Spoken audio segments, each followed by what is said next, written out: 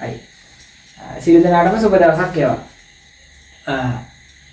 ඔයාලගේ සාහිත්‍ය education YouTube channel එකේ ඔයාලගේ වර්ගජ සමීකරණ පැකේජ් එකේ තවත් ගානක් සාකච්ඡා කරන්න තමයි අද ඇවිල්ලා ඉන්නේ. යන ඔයාලගේ වර්ගජ සමීකරණ මම කිව්වා 2020 ඉඳලා 25 24 වෙනකන් වර්ගජ සමීකරණ ටික පැකේජ් එකක් විදිහට සාකච්ඡා කරනවා. ඒක ඔයාලට YouTube එකට දැම්මම පස්සේ ඔයාලට පැකේජ් එක ලස්සනට බලා ගන්න පුළුවන්. එහෙනම් පැකේජ් එක අපි දැනට කතා කරලා තියෙනවා 2020 වල ගාන කතා කරා. ලස්සනට පැහැදිලි කරලා දුන්නා. ඒක අපව බලන්න නැවත බලන්න. ඊට පස්සේ 2021 ගාන පැහැදිලි කරා. ඒකත් සුපිරියටම පැහැදිලි කරලා දුන්නා. අද අපි යනවා මෙන්න කතාව බෝඩ් එකේ ලියලා තියෙනවා 2022 වල. 2022 වල ගානේ කොහොමද ඉස්සරහට කතාව වෙන්නේ කියලා අපි සාකච්ඡා කරමු. ඊට කලින් මතක් කරන්න දෙනවා subscribe කරලා නැති කවුරු හරි ඉන්නා නම් සාහිත්‍ය এডুকেෂන් YouTube channel එක subscribe කරලා අපිත් එක්ක set වෙන්න. මුළු ගැටලු වර්ග ඒ කියන්නේ ඔයාලට තියෙනවා ප්‍රධාන ගැටලු 15ක්. ලකුණු 10 හම්බ වෙන ප්‍රධාන ගැටලු 15ක්. ඔය 15ම අපි පැකේජ් විදිහට කතා කරනවා. කියන්නේ එක ගැටලුවක් වසර 5ක්. ඒතර 15 වසර 75 ගැටලු 75ක් අපි කතා කරනවා. අර හැම 2020 ඉඳලා 24 වෙනකන් සියලු පේපර්ස් ටික ලස්සනට ආවරණය කරලා දීලා අවසාන වෙනකොට ඔයාලගේ කෙටි ප්‍රශ්න දීර්ඝ සාකච්ඡාවක් යනවා. හරිද? එතකොට ඔයාලට තියෙන්නේ මේක subscribe කරලා අපිත් එක්ක දිගටම රැඳිලා ඉන්න. ඔයාලට පුළුවන් වැඩේ ලස්සනට මැච් එක ගේම ගන්න. හරියනම් වැඩි කතා ඕනේ නැහැ. අපි බලමු ඔයාලගේ පැකේජ් එකේ තුන්වෙනි ගැටලුවට 2022 O level වර්ගජ සමීකරණ ගැටලුවට. බලමු මොකද්ද මේ කියන්නේ කියලා. පේන හරි මම බෝල දෙකක් ඇඳලා තියෙනවා. මොකද්ද මේක කියන්නේ? එකක් කියනවා පුතේ අරය R වන වෘත්තාකාර ආස්තරයක් අරය R ලු ඒ වෘත්තාකාර ආස්තරයක් අරය 2R ධන 3 වන වෘත්තාකාර ආස්තරයකින් කපා ඉවත් කළ විට එතකොට ඔයාලට තේරෙන්න ඕනේ අරය වැඩි කෙනා තමයි පුතේ ලොකු වෘත්තය අරය අඩු කෙනා තමයි කුඩා වෘත්තය. එහෙනම් අරය වැඩි කෙනාගේ ඔන්න මෙයා මෙතන සිට මෙතෙන්ට අරය වැඩි කෙනා එයාගේ අරය මම දාන්න 2R ධන 3යි කියලා දෙනවා. ලොකු වෘත්තය. පොඩි වෘත්තය. ඒ කියන්නේ කුඩා එක්කෙනා මෙතනින් අතර වෙනවා. ඒ කියන්නේ මෙයා තමයි ඇතුලේ ඉන්න කුඩා වෘත්තය තමයි කපලා අයින් කරන්නේ. එයාගේ අරය R ලු. එයාගේ අරය R. මේ තමයි කේන්ද්‍රය. වෘත්ත දෙකේම කේන්ද්‍රය. හේතුව ලොකු වෘත්තෙන් තමයි පොඩි කෙනා කපලා අයින් කරන්නේ. අයින් කරාම කියනවා ඉවත් කළ විට ඉතිරි වෙන ආස්තර කොටසේ වර්ගඵලය. ඒ කියන්නේ මම මේ අඳුරු කරලා තියෙන්නේ. මෙන්න මෙයාගේ වර්ගඵලය දෙනවා පුතේ 27යි 5. ඒක වෙනස් ගානක්. මෙන්න 5 කියලා කෙනෙක් ඇවිල්ලා ඉන්නවා. බලන්න බා ගාන හදලා බලමු මොකද වෙන්නේ කියලා. 27යි 5 වර්ග සෙන්ටිමීටර කියලා දෙනවා. වේ R මගින් ඒ කියන්නේ මෙන්න මේ R ගින් R මගින් R වර්ග ධන 4යි R ඍණ 6 සමානයි බිඳුව. මම හිතන්නේ මේක පේනවා ඇති. ඉතින් තියෙනවා R වර්ග 4යි R ඍණ 6 සමානයි බිඳුවයි. වර්ගජ සමීකරණය තෘප්ත කරන බව පෙන්වා. ඒ කියන්නේ මෙයා ලැබෙන බව පෙන්වන්නලු. එයා ලැබෙන්න ඕනිලු. ලැබෙන බව පෙන්වා ඒ විසඳීමෙන් R හි අගය ආසන්න පළමු දශම ස්ථානයට සොයන්න කියනවා. කියන්නේ එක දශම ස්ථානයක් තිබ්බම ඇතිලු ආසන්න පළමු දශම ස්ථානයට සොයන්න කියලා කියනවා. ආඩ මෙතන දෙනවා දත්තය විදිහට පුතේ ඉස්සල්ලා ගානේ වගේම වර්ගමූල 10 සමානයි 3.16යි කියලා ගන්නලු. වර්ගමූල 10 3.16 ලෙස ගන්න කියලා කියනවා. හරිද? ඊට පස්සේ කියනවා 5 හියාගේ 3.1 ලෙස සලකා කුඩා ආස්තරයේ පරිධිය හොයන්න. අපි ඊළඟට කරමු. එහෙනම් ඉස්සලාම ප්‍රධාන කොටස විසඳලා යමු. බලමු මෙයාලා වෙනවද කියලා තෘප්ත කරලා. හොඳට අහගෙන ඉන්න. ගාන ටිකක් සංකීර්ණයි. හැබැයි හරියට අල්ලන් හිටියොත් ගේම කොට දා ගන්න පුළුවන් easy. එහෙනම් හදලා බලමු මොකද වෙන්නේ කියලා. දැන් කියනවා. ලොකු එකාගෙන් පොඩි එකා කපලා අයින් කරනවා. එහෙනම් ලොකු එකාගේ වර්ගඵලය බුදේ පොඩි එකාගේ වර්ගඵලය අඩු කරන්න ඕනේ. ඒතකොට තමයි වර්ගඵල කපලා ඉතුරු වෙන්නේ. ඉතිරි වෙන කෙනා තමයි මේ දෙන්නේ. එහෙනම් විශාල වෘත්තයේ වර්ගඵලය. මම ලස්සන ලියන්නම්. විශාල වෘත්තයේ වර්ගඵලය. ඒකෙන් අඩු කරන්න ඕනේ කුඩා වෘත්තයේ වර්ගඵලය. සමාන වෙනවා පුතා 27යි 5. 27යි 5. වෘත්තයක වර්ගඵලය වෙන සූත්‍රය දන්නවනේ පුතේ 5r වර්ග.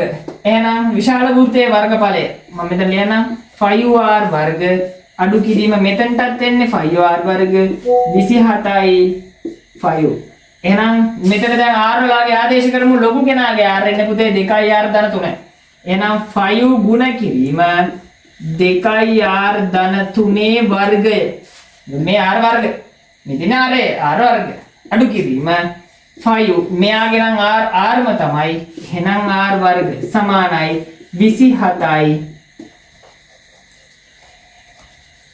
27යි 5 කියන. දැන් මෙතන සුළු වෙනකොට පුතේ 5 එහෙමයි. මේ තියෙන්නේ දීපද ප්‍රකාශන පද දෙකක වර්ගායිතය. දීපද ප්‍රකාශන වල වර්ගායිතය. ඉස්කෝලේ ඉගෙන ගන්න තියෙනවා. 10 වසරේ දුගන්වනවා දීපද ප්‍රකාශන වල වර්ගායිතය සුළු කරන්නේ කොහොමද කියලා. මතක ඇති. ඔන්න මම දැන් මේක සුළු කරගෙන යනවා. කොහොමද එන්නේ පුතේ?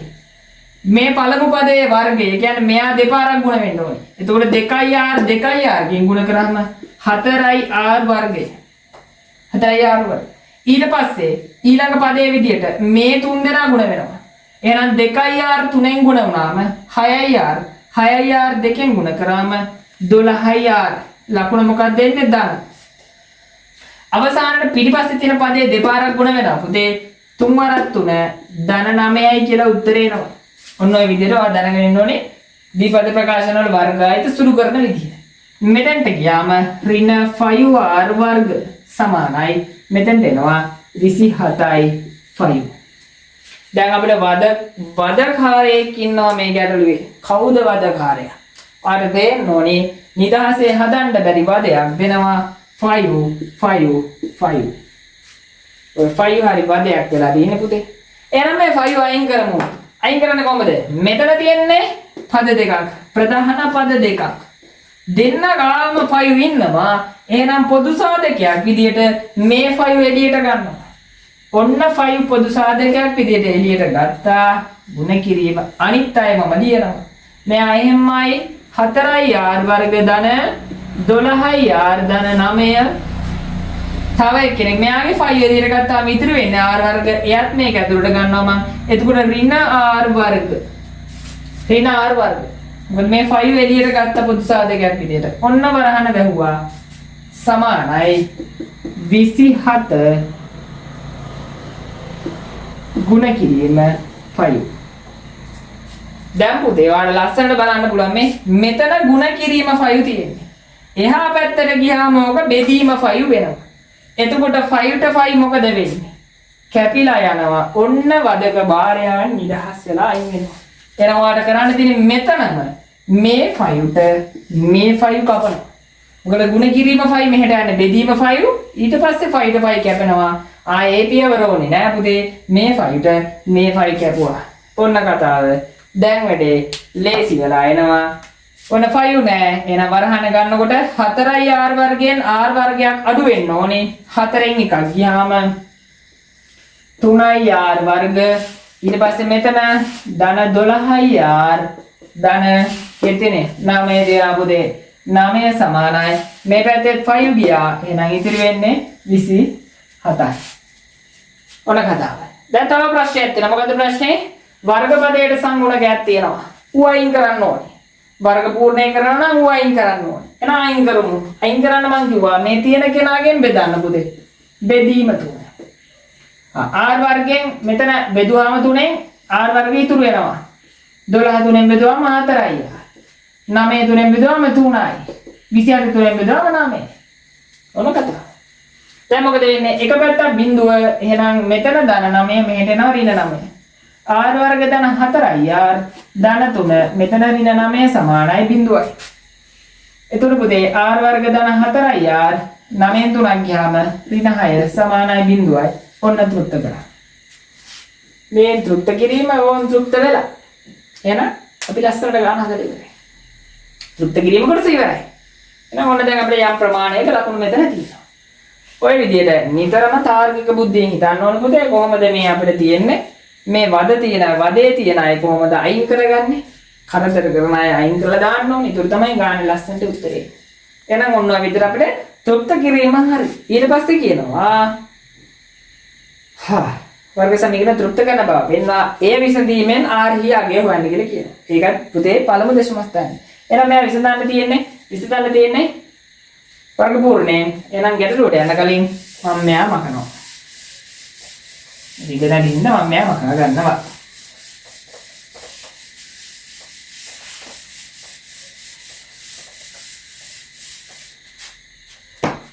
එන්න බලන්න. කවුද ඉන්නේ? r වර්ග 4r ඍණ 6 බිඳුවයි. එන අඳුනේ ගැටලුව දාන්නේ පඩපඩ කාලා. දැන් මේවා ඊසි වෙන්න ඕනේ ඈ. ඍණ 6 මේට යන පුතේ ධන 6 වෙලා. r වර්ග ධන 4r සමානයි 6යි. ආන සංගුණකේ එළියට ගත්තා. මම ගන්න මේ පැත්තේ. මේ ගන්න නැත්නම් 4 බෙදනවා 2කින් එනවා උත්තරයක් 2යි. එයා වර්ග කරා. ඕක දැන් කලින් වීඩියෝස් බලාගෙන ඉනවා නම් දන්නව කොහොමද එන්නේ කියලා. එහෙනම් එන උත්තරේ දෙපැත්තටම එකතු කරනවා r වර්ග ධන 4r ධන 2 වර්ග සමානයි 6 ධන 2 වර්ග. දැන් ඔන්න ධම්මා පූර්ණ වර්ගයක් කරා r ඉල්ලගත්තා ධන ඉල්ලගත්තා මේ දෙක අයින් කරාම ඉතිරි දෙක ඉල්ලගත්තා. මෙතන 6 ධන 2 වර්ග 4යි. එතකොට එනවා r ධන 2 වර්ග සමානයි පුතේ 10යි.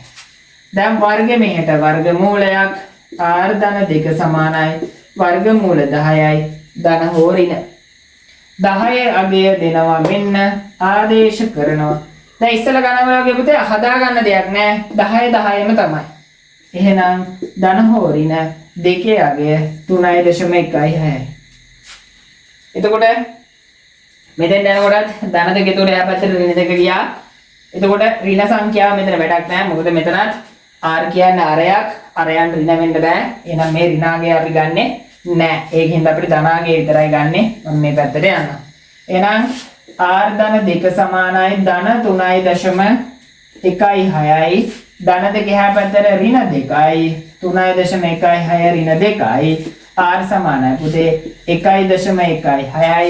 පළමු දශම ස්ථානයට හොයන්න තිබුණේ r සමානයි. ඔන්න දැන් වැටීම සිදු කරනවා. පිටිපස්සේ කෙනා අයින් කරනවා.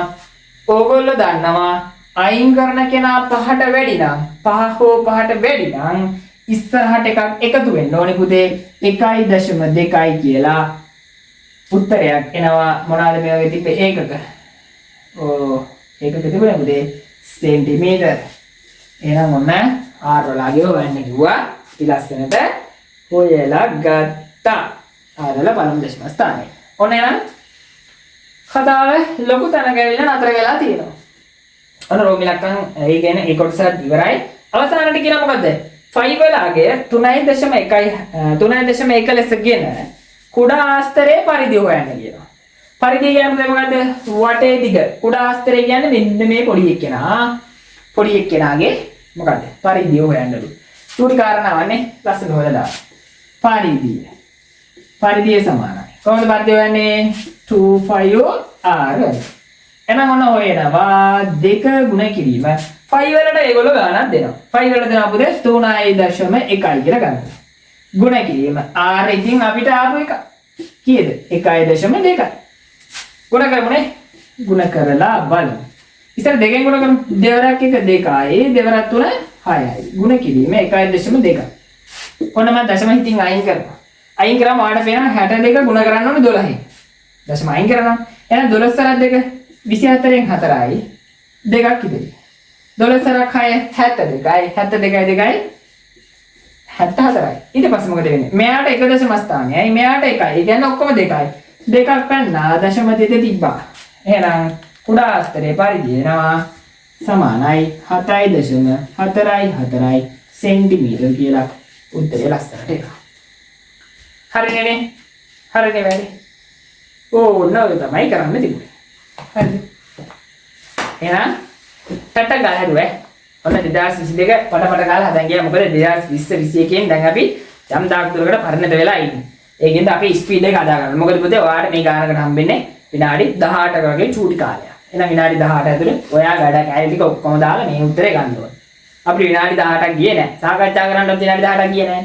එහෙනම් ඉතින් හදාගෙන යන්න අපිට ඉච්ච වෙලාවක් කොහොමද යන්නේ නැහැ. හරිද? ඒකද උපරිම වේගෙන් වැඩ කරන්න වේගෙන් වැඩ කරලා ලකුණු වේගෙන් අරගෙන ලස්සනට ඒකට යන්න. ඒකට කියලා සුපිරියට ජීවිතය හදා ගන්න පුළුවන්. එහෙනම් පැකේජ් එකේ 4 වෙනි කොටසෙන් හම්බ වෙනකන් වැඩේ වතු සම්බන්ධයි. එහෙනම් මතක ඇතුව subscribe කරන්න, යාළුවෝ අතර share කරන්න. share කළා දිගටම අපිත් එක්ක රැඳිලා ඉන්න. ආඩ ජීවිතේ ලස්සනට ගොඩ දාගන්න ලස්සන පාරක් අපි පෙන්නනවා. එහෙනම් සියලු දෙනාටම සුබ දවසක්. යාපුදේ ජය වේවා හැමෝටම.